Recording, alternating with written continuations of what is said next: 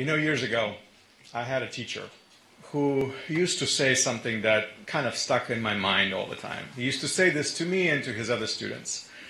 In this world, there are two kinds of people: moths and cockroaches. Now, if you walk into a dark room and they turn on a light, the roaches, they scurry. They run, they scatter, they flee, they hide from the light. But the moths, however, what do? They fly towards the light. In fact, they're so silly, they will bump into the light bulb over and over and over because they can't get enough of the light. So I took that to mind. I just always remembered that analogy because he said, don't chase after the cockroaches. Just turn on a light and the moths will come. You see, I want to be a moth. I want to go towards the light. And I want to run to the light. I want to be surrounded by other people who are like that, who want to move towards the light all the time. I want to be the light. And that is the title of my drash today. In this week's Parasha, as we read the story of creation, each time we read the story, I always see something new in it. And it's like, I don't even know how many times by now I have read this story. Some of these verses I can quote to you, I can cite them, I can memorize them.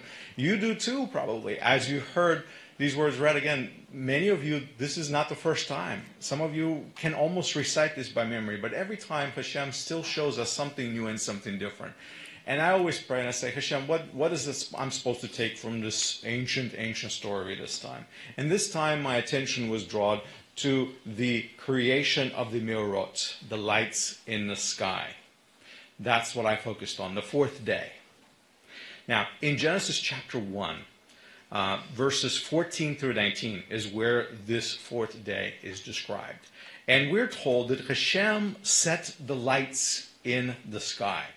And he did this for several reasons. So here's the first reason. He said to separate the day from the night. That's obvious. The second reason was to serve as the signs of times, to be able to determine the days and the months and the seasons and the years. So that was the second reason.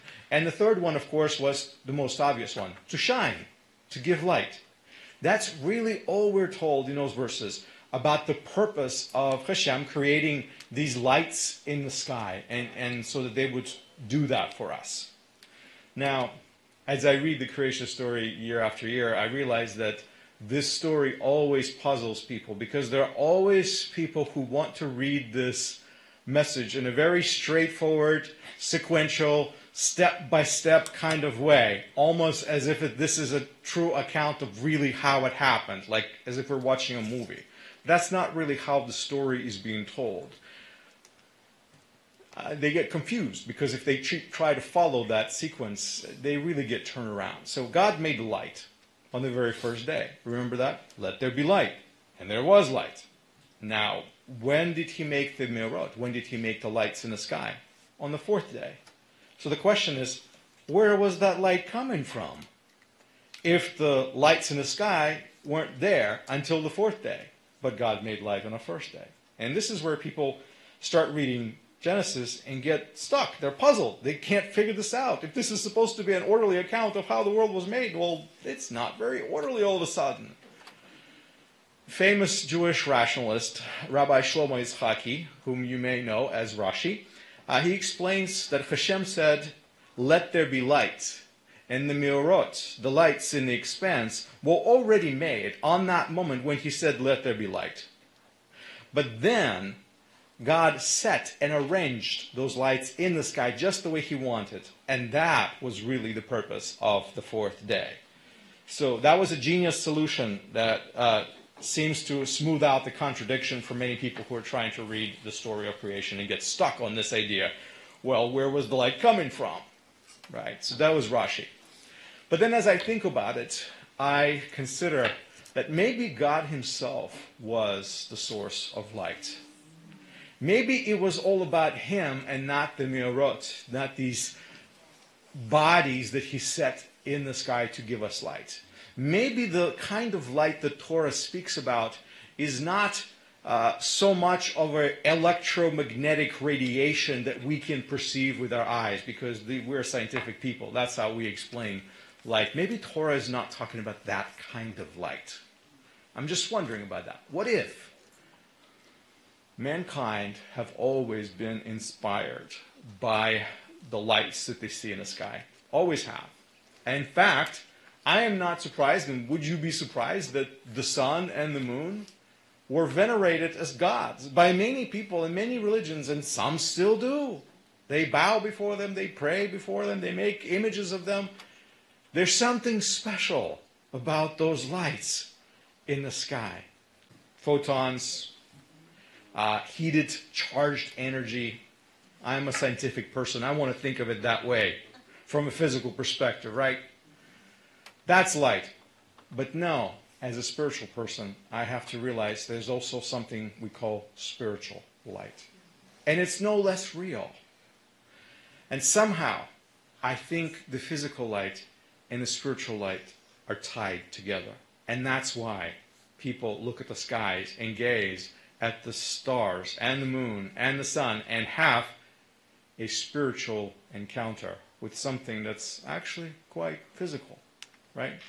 It's because the spiritual light and the physical light perhaps are connected. I don't know how. I don't really understand the mechanics of how this works. But to me, spiritual light is not just a metaphor. It's just not a way of describing physical light. A lot of times we just draw these connections. To me, the whole phenomenon is really connected together. The spiritual aspect of light is what I think fascinates human beings. And that's why we look up in the sky, sometimes for hours, gazing at those things. I think that's what draws us to it. I think perhaps many of us are like moths. We're streamed to the light.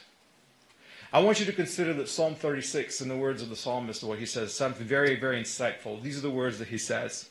How precious is your loving kindness, your chasdecha, or God.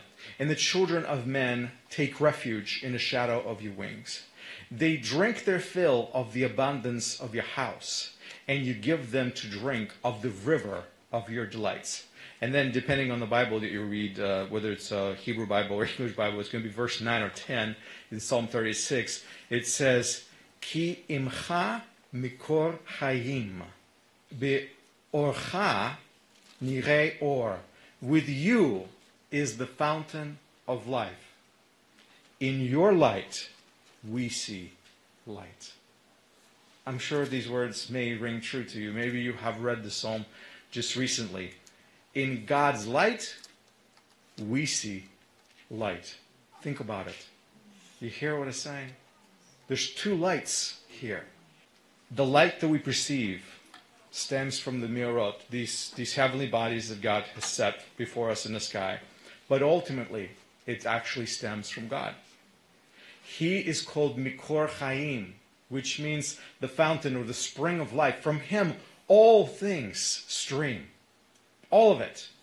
And you know what? As I think about it, we humans were created. We're not that different from the mirot, from the lights that God made. If we choose to reflect God's light just the way they do, we can be very much like they are. Think about it. Remember, I told you the first thing that the lights were made to separate the day from the night. Basically, to make distinctions, like lehavdil. We can do that. We can make distinctions. We can judge between what's right and wrong. We can do that. Now, what was the second function? Well, they were supposed to be some sort of predictable patterns because of the way they move in the sky. They give us a way to arrange our calendar. We can mark our days and years and months and seasons based on them. Guess what? We are also able to perform patterns. We're also able to structure our lives so that that structure can testify to the rest of the world of what really is happening or should be happening. We could be guides that provide structure to the world around us as well. And then, of course, illumination, the third function of the lights that we talked about. You know, we can shine our light too. We can also illuminate the creation. Only, of course, it's not our light. It's the light of God that shines from us, that all people may see. I myself first saw the light in God's people. I saw the light of God in people. What attracted me to God is his light, but I saw it in people. That's my story, that's my journey, and that's why I stand before you today. Now, I did not know that light until someone decided to walk into my life and actually shine it. And I find that to be a very, very powerful thing. I think we can do that. I think I was drawn to that light, and I think other people are drawn to that same light because it's not ours, it's Hashem's. Yeshua, our teacher, our Messiah, said, I am the light of the world, and he who follows me will not walk in darkness. And I know we endeavor every single day to walk in that light. We're challenged by that. So I say, let's allow God's light to penetrate our lives to such a degree that we feel it's shining all the way deep in our souls. Let's do that. Let's be filled with light to the degree that we can't take it anymore, and it starts to shine out of us. Let's be more like moths and strain to the light, and less like roaches and flee from it. Let's go even beyond that. Let's learn how to best reflect God's light in the way that only we can, as imperfect as we are as human beings in his creation. So, the book of John says, God is light, and in him there is no darkness. The world we know, the world I know, is pretty dark today. Our calling in this world is to carry God's light within us and to share it with everyone. So, my challenge is to you, be the light if you have it. If you don't, get that light.